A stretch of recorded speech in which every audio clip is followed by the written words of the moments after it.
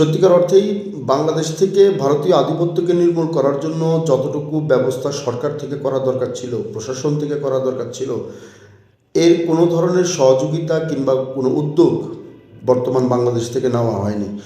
বাংলাদেশের কতিপয় কিছু দেশপ্রেমিক মানুষ ভারতীয় আধিপত্য নিয়ে কথা বলেছে, কিংবা ভারতীয় আধিপত্যকে দূরীভূত করার জন্য তাদের যে চেষ্টা, তাদের যে ভোকাল তারা প্রয়োগ করেছে, আসলে এটাকে আমরা স্থায়ীভাবে করতে পারি নাই।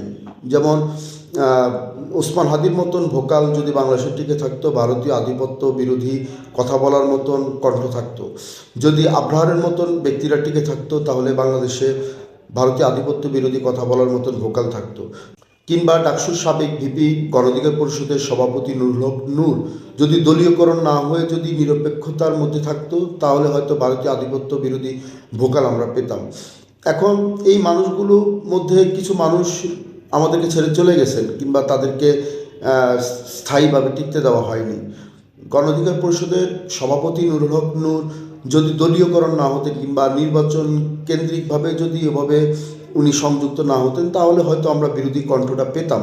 কিংবা নুরুল হক নূর দীর্ঘদিন যাবৎ বিরোধী কণ্ঠকে ব্যবহার করেছে, কিংবা তার যে ভোকাল সেটা হচ্ছে প্রতিবাদী কণ্ঠ, বিরোধী কণ্ঠ। তো এই ভোকালটাকে নষ্ট করার জন্য কিন্তু দলীয়করণ করে তার ভোকালটাকে কিন্তু আমরা হয়তো হারিয়ে ফেলছি, কিংবা হারানোর পথে। হয়তো বা দলীয়করণ হয়ে গেলে, কিংবা নির্বাচনে একটা দলের অন্তর্ভুক্ত হয়ে গেলে কিন্তু আমরা আর এই জাতীয় বিগত দিন ধরে নুরুল হক নূর যে প্রতিবাদী কণ্ঠটা, যে আওয়াজটা আমরা পেয়েছিলাম, সেটা হয়তো আমরা আর পাবো না। তো এইভাবে যদি দেশত্বপ্রেম জাগ্রত করে ভারতীয় আধিপত্যকে নির্মূল করার জন্য, কিংবা ভারতীয় আধিপত্যকে দূরীভূত করার জন্য যে সকল ভোকালগুলো তৈরি হয়, এগুলো কিন্তু ভিন্নভাবে কিন্তু আমরা নষ্ট করে ফেলি, কিংবা আমাদের কোনো না কোনো কাজের কারণে কোনো না কোনো সিস্টেমে কিন্তু নষ্ট হয়ে যাচ্ছে। সেই জায়গাটা থেকেই এখন দেখেন, বিশেষ করে বাংলাদেশের প্রত্যেকটা দপ্তরে দপ্তরে ভারতীয় আমলাতন্ত্র কিন্তু চলমান। ভারতীয় আমলাতন্ত্র কিন্তু দূরীভূত করা যাচ্ছে না। বর্তমানে এই অন্তর্বর্তীকালীন সরকার যদি চাইতো, তাহলে এই আমলাতন্ত্রকে দূরীভূত করতে পারতো, কিন্তু তারা ইচ্ছে করে নাই। কিংবা আওয়ামী ফ্যাসিস্ট সরকার যখন ভারতীয় আধিপত্যকে টিকিয়ে রেখেছে বাংলাদেশে, উচিত ছিল কি এই অন্তর্বর্তীকালীন সরকার, কিংবা এই জুলাই পরবর্তী যে সরকার, এই সরকারটা কী করতো, আধিপত্য বিরোধী মতবাদকে দূরীভূত করে তারা আমলাতন্ত্রকে তারা নির্মূল করতে পারত। সেটা কিন্তু হয় নাই। ঠিক আছে, এখন প্রশাসনের বিভিন্ন স্তরে স্তরে এখন আমলাতন্ত্র আছে, ভারতীয় আধিপত্য আছে, তারপর হচ্ছে বিভিন্ন সিদ্ধান্তে ভারতীয় আধিপত্য আছে। আমাদের সংস্কৃতিকে শুরু করে একদম রাষ্ট্র ব্যবস্থা পর্যন্ত সমস্ত জায়গার মধ্যে কিন্তু ভারতীয় আধিপত্য। এটার দূরীভূত করা এত সহজে সম্ভব না। দু চারটা ভোকাল তৈরি হলেই ভারতীয় আধিপত্যকে হয়তো জাগ্রত রাখা যেত, কিন্তু এই দু চারটা ভোকাল যারা জাগ্রত হয়, তাদেরকেও কিন্তু বিনষ্ট করে দেওয়া হয় কোনো না কোনো সিস্টেমের মাধ্যমে।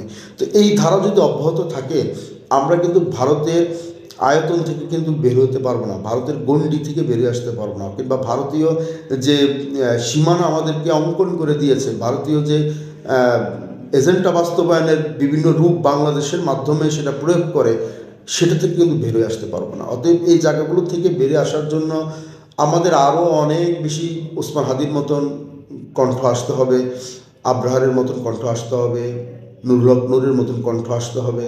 তো আমরা এগুলা কখন আসবে, যখন আপনার ভিতরে সত্যিকারের দেশপ্রেমটা কাজ করবে, যখন আপনি একাত্মতা নিয়ে চলতে পারবেন, নিরপেক্ষতা নিয়ে চলতে পারবেন, আপনার গ্রহণযোগ্যতা থাকবে দেশপ্রেম নিয়ে, আপনার গ্রহণযোগ্যতা থাকবে দেশের জনতাকে নিয়ে, আপনার গ্রহণযোগ্যতা থাকবে স্বাধীন সার্বভৌমত্বকে টিকিয়ে রাখার জন্য, আপনার সিদ্ধান্ত থাকবে বাংলাদেশটাকে বিশ্ব দরবারে রিপ্রেজেন্ট করবেন। এই জাতীয় দেশপ্রেমগুলো না থাকলে সম্ভব না, আমরা ভারতের গণ্ডি থেকে হয়তো বেরিয়ে আসতে পারবো না।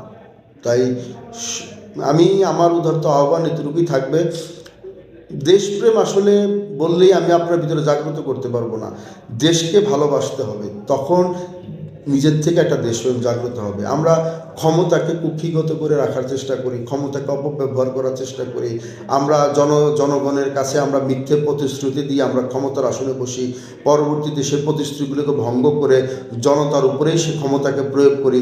আমরা আমরা শাসক হয়ে যাই, আমরা শোষক হয়ে যাই, আমরা ক্ষমতার অপব্যবহারকারী হয়ে যাই, আমরা দাপটে নেতা হয়ে যাই। আবার এই জনতাকে প্রাধান্য দিয়ে কিংবা জনতার মেন্টর নিয়ে জনতাকে ভুয়া কিছু প্রতিশ্রুতির মাধ্যমে আপনি ক্ষমতায় বসেন, আবার এর বিপক্ষ কিংবা এর পরবর্তী পদক্ষেপগুলো কিংবা জনগণের উপরেই কিন্তু এই প্রয়োগগুলো কিন্তু আবার বৃদ্ধি হয়। দ্রব্যমূল্যের ঊর্ধ্বগতি হয়ে যায়, গ্যাস পানি বিদ্যুতের দাম বৃদ্ধি হয়ে যায়, রাস্তাঘাটের টেন্ডারগুলো বাজেয়াপ্ত হয়ে যায়। বিভিন্নভাবে কিন্তু জনতাকে দমন করার জন্য, জনতাকে দুর্ভোগে করার জন্য জনতার উপরেই এই প্রয়োগগুলো হয়। সে জায়গাটা থেকেই আমরা আসলে সবাই ক্ষমতা চাই এবং ক্ষমতার অপব্যবহারও করতে চাই। ঠিক আছে, জনতা না ক্ষমতা, আমরা একটা স্লোগান দিই রাজপথে। যখনই আমরা বিদ্রোহ কণ্ঠগুলো যখন রাজপথে চলে আসে তখন আমরা একটা স্লোগান দিই, জনতা না ক্ষমতা। সত্যিকার অর্থে আমরা তখন জনতা বলি, মিথ্যা। প্রত্যেকটা মানুষের ভিতরে লালন করা হচ্ছে ক্ষমতা। তারা ক্ষমতা চায়। এই ক্ষমতা যখন পাবে তখন জনতার উপরে ভুল প্রয়োগগুলো করবে। জনতাকে নিষ্পেষিত করার জন্য যত রকমের পায়তারা আছে, এই ক্ষমতাবান ব্যক্তিগুলোকে জনতাকে তারা এটা করে। অতএব মিথ্যে প্রতিশ্রুতি, মিথ্যে স্লোগান, মিথ্যে আশার বাণী শুনিয়ে এই বাংলাদেশটা আজকে মুক্তিযুদ্ধের পরবর্তী সময় বাংলাদেশের জন্ম থেকে আজ পর্যন্ত কোনো সরকারই প্রতিষ্ঠিত হতে পারে নাই যে দেশ নিয়ে তারা কাজ করবে, দেশের মানুষ নিয়ে কাজ করবে। স্বাধীনতা পেয়েছি, কিন্তু স্বাধীনতার স্বাদ এই জনতা উপভোগ এখনো করতে পারে না। এই জনতা স্বাধীনতার স্বাদকে আলিঙ্গন করতে পারে নাই। এমন সরকার কবে আসবে যে সরকার ক্ষমতার স্বাদ না বুঝে জনতাকে দেশপ্রেমের স্বাদ তারা জাগ্রত করবে, দেশপ্রেমটাকে তারা জাগ্রত করতে পারবে, জনতাকে শান্তি রাখবে, জনতার জন্য তারা কাজ করবে। একটা প্রবাদ আছে যে কথায় না বড় হয়ে কাজে বড় হওয়া। আসলে আমরা ওই কথায় বড় না হয়ে যদি কাজে বড় হতে পারি, কিংবা বিচক্ষণতার দিক থেকে যদি কাজটাকেই প্রাধান্য দিই, এই জনতার জন্য বড় উপকার হয়ে যেত। যখন আপনি জনতার জন্য কাজ করবেন, জনতার জন্য ভালো নিয়তগুলো করবেন, দেখবেন এই জনতাই আপনাকে ক্ষমতাবান বানাবে, এই জনতাই আপনাকে নেতা বানাবে। আপনি নিজে নেতা হতে চাবেন, 2-4-5 বছর হয়তো ক্ষমতার অপব্যবহার করে কিছু অর্থ কামাবেন, কিন্তু জনতা কিন্তু আপনাকে ছাড় দিবে না।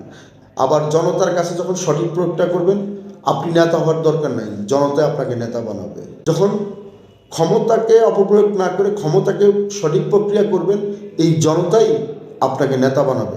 আপনাকে নেতা হতে হবে না, জনতায় মেন্টরে, জনতার সিদ্ধান্তে জনতায় আপনাকে নেতা বানাবে।